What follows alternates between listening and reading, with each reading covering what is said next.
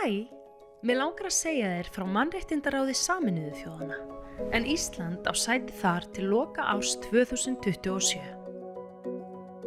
Sameinuðu þjóðirnar voru stofnaðar árið 1945 í kjölfar seinni heimsstyrjaldar til að stuðla að friði í heiminum. Mannréttindi eru ein af grunnstoðum stofnsáttmálans, en auk þess var sjálf mannréttindayfirlýsingin samþykkt árið 1948 sem hefur verið vegvísir alþjóðlegs mannréttindastarfs allar götur síðan. Sameinuðu þjóðirnar starfa þannig að öll aðildarríkin sameinast mikilvægi grundvallarmannréttinda og skuldbinda sig til að kynna þau og fara eftir þeim.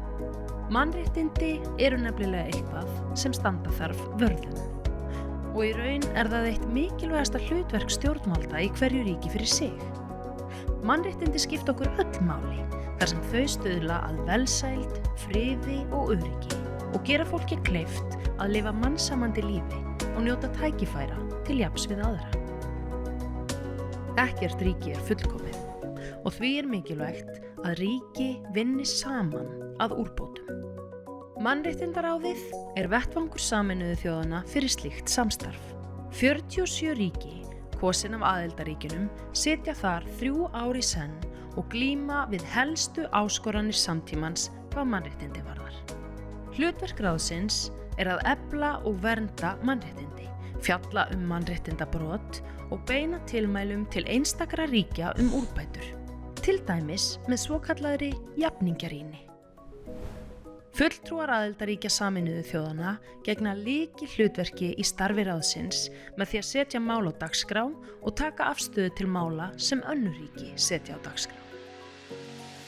Þegar ríki eru sammála, samþykkja þau ályktanir og lýsa þannig yfir vilja alþjóðasamfélagsins til að fylgjast með eða grípa til aðgerða í tilteknum mannréttindamálum. Ísland hefur til dæmis leitt ályktanir sem ráðið hefur samþykkt varðandi ástand mannréttinda í Íran og Filippseyjum. Samþykkt ályktun sendir sterk skilaboð og hvetur stjórnvöld þess lands málið varðar til að ráðast í umbætur. Í Mannréttindaráðinu leggur Ísland sérstaka áherslu á eflingu mannréttinda allan heim, jafnrétti kynjanna og mannréttindi kvenna og stúlkna, réttindi barna, réttindi hinsegin fólks, tengsl umhverfismála og mannréttinda.